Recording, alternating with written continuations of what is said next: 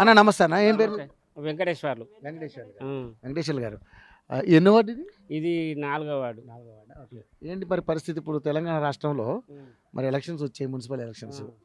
మరి ఇక్కడ 3 పార్టీలు కూడా చాలా ప్రధానంగా పోటీ పడుతున్నాయి. ఇది తొర్రూరులో 16 ఉన్నాయి మొత్తం. మరి ఏంటి ఇక్కడ ఎవరు గెలిచే అవకాశం ఉంది? ఇక్కడ ఇక్కడ మొదటి నుంచి సీను అని అభ్యర్థి మాకు చిన్నప్పటి నుండి మాకు తెలుసు. ఓకే. ఆయన ఈ కాలువలు కూడా ఆయన కట్టించింది. ఆయనే గెలుస్తాడని నా నమ్మకం. ఏ పార్టీలో ఉన్నాడు? ఆయన కాంగ్రెస్ పార్టీ ఉన్నాడు.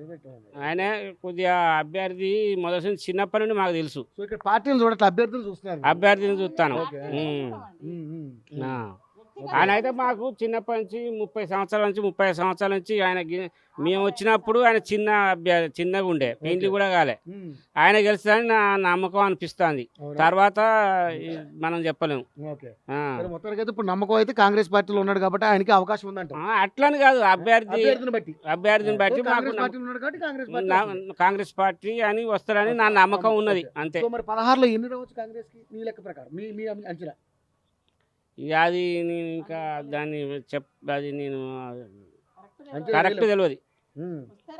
లెక్క ప్రకారం అయితే 10 వస్తాయో ఎంత వస్తాయో, మరి ఎన్ని 16 వస్తాయి కావచ్చు. పథకాల సంగతి ఏంది బాబాయ్? ఎట్లా పథకాల సంగతి రేవంత్ రెడ్డి మంచిగా ఒక సంసారం ఒక పద్ధతి కల్లా అని అనిపిస్తుంది నాకు. ఒక పద్ధతిగా చేస్తాడు ఏది చేసినా కూడా. ఏదైనా ప్రజలకు బాగా వాళ్ళకు అవసరానికి అన్ని సన్నబియ్యం చేసిండు, అన్ని చేసిండు. కాకపోతే ఇప్పుడు 4,000 5,000 అని అంటారు. కానీ ఆయన ఏం చేస్తాడంటే 5 సంవత్సరాలకు ఇచ్చేంత కెపాసిటీ ఆయన దగ్గర ఉన్నది. పద్ధతిగా చేస్తాడు ఏది చేసినా కూడా. నమ్ముతారా? నేనైతే నమ్ముతాను. దేవాలయాలు చేసినా మంచిగా చేస్తాడు.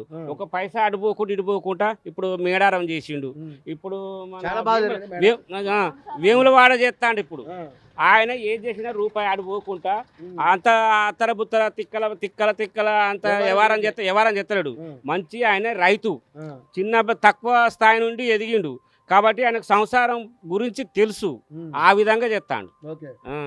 పోలే, మీకైతే ఆ నమ్మకం ఉంది కదా. మరి గత ప్రభుత్వం 10 ఏళ్ళు పని చేశారు, మరి వాళ్ళు కూడా మంచిగా చేశారు. కానీ కొంచెం వృధా ఖర్చులు ఆయన. సరే ఇప్పుడు మరి పథకాలు ఇప్పుడు వస్తున్నాయి, ఆల్రెడీ ఇప్పుడు సన్నబియ్యం వస్తున్నాయి, కరెంట్ వస్తుంది, అదేవిధంగా గ్యాస్ కూడా మాక్సిమం అందరికి అందుతుంది అన్నారు. రుణమాఫీ అయిందా మీకు? రుణమాఫీ మాకు లేదు. కానీ ఆయన ఏం చేస్తాడంటే రుణమాఫీ కావాలని ఉన్నది. మనం 3 పూటలు అన్నం తింటాను, ఆయన 2 పూటలే కావాలంటే 10 గంటలకు తినేది 11 గంటలకు చేస్తాడు. తిని 2 పూటలు చేసి పైసలు ఇంత కుప్ప చేసినాక పైసలకి ఇస్తాడు. అట్లా కొంతమంది ఏం చేస్తారంటే అయినా ఏం లేదు కాకుండా లేదని అప్పులు తెచ్చి కుప్పులు పెట్టి అందరికి పైసలు పంచుతారు, మన మీద ఇస్తారు. ఇప్పుడు ఆయన ఒక వ్యవసాయాలకు పైసలు ఇస్తాడు. అది ఏం చేస్తాడంటే 1 నెల 6 నెలలు ఆయన 2 సార్లు వేయాలి, ఒక కిస్తే ఇస్తాడు. వేసి నీకు ఆ పైసలు అట్నే ఉంచుతాడు. ఇప్పుడు ఉద్యోగస్తులకు పైసలు 1వ తారీఖు నాడు పైసలు ఇస్తాడు. అది మంచి పని చేస్తాడు ఆయన.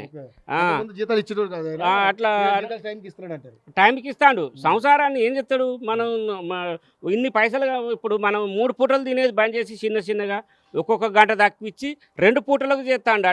అట్లా చేసి పైసలు ఇట్లా పెంపుతాడు, పొదుపు చేస్తాడు. ఒకటేసారి ఇస్తాడు అన్నట్టు. అట్లా నమ్మకం ఉంది.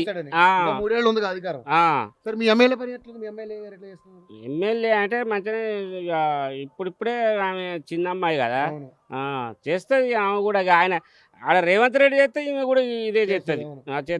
మీకు మొన్న పొంగులేటి శ్రీనివాసరెడ్డి మీ తొర్రూరు పట్టణాన్ని దత్త తీసుకుంటా అన్నాడు. మంచిదే కదా? మంచిదే. దత్త తీసుకుంటే డెవలప్మెంట్ ఎక్కువ అవకాశం ఉంటుందని అంటున్నాడు. నమ్మకం ఉంటుంది. ఇప్పుడు వాళ్ళు ఇప్పుడు ఎమ్మెల్యే యశ్వశ్వన్ రెడ్డి ఉన్నది, వాళ్ళ అత్త ఉన్నది.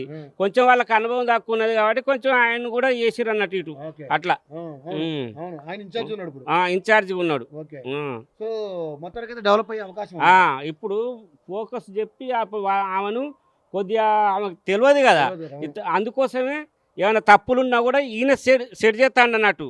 ఇప్పుడు వాళ్ళు ఒక అంకిత భావం ఉన్నోళ్ళే, కానీ వాళ్ళకి తెలియాలి కదా. తెలియక కూడా పరిపాలన ఏందనేది వాళ్ళకి తెలియాలి. ఇప్పుడు ప్రజలు కూడా ఏం చేస్తారంటే వాళ్ళు ఇద్దరు బాగా ఈ పైసలు ఇచ్చిన వాళ్ళు దోసుకుందాం అన్న గుణం ప్రజల దగ్గర ఉన్నది. ఇప్పుడు వాళ్ళు రీచ్ కాలేకపోతారు. వాళ్ళు ఇప్పుడు అసలు పీసోడు రూపాయి ఎక్కువ లేదు, వీళ్ళు 10 రూపాయలు ఇచ్చినోడు 20 రూపాయలు కావాలని ఆలోచిస్తారు. అట్లా పేదోళ్ళు కూడా పెడతానంటే తీసుకుంటారు కదా, వాళ్ళు కూడా ఆశపడతారు కదా. బాగా ఎక్స్పెక్టేషన్ ఉంటే మాత్రం వీళ్ళు ఇవ్వగలుగుతారా? ఎక్స్పెక్టేషన్ ఎక్కువ ఉండొద్దు, వాళ్ళు కూడా హామీలు కూడా ఇవ్వద్దు అసలు actually గా.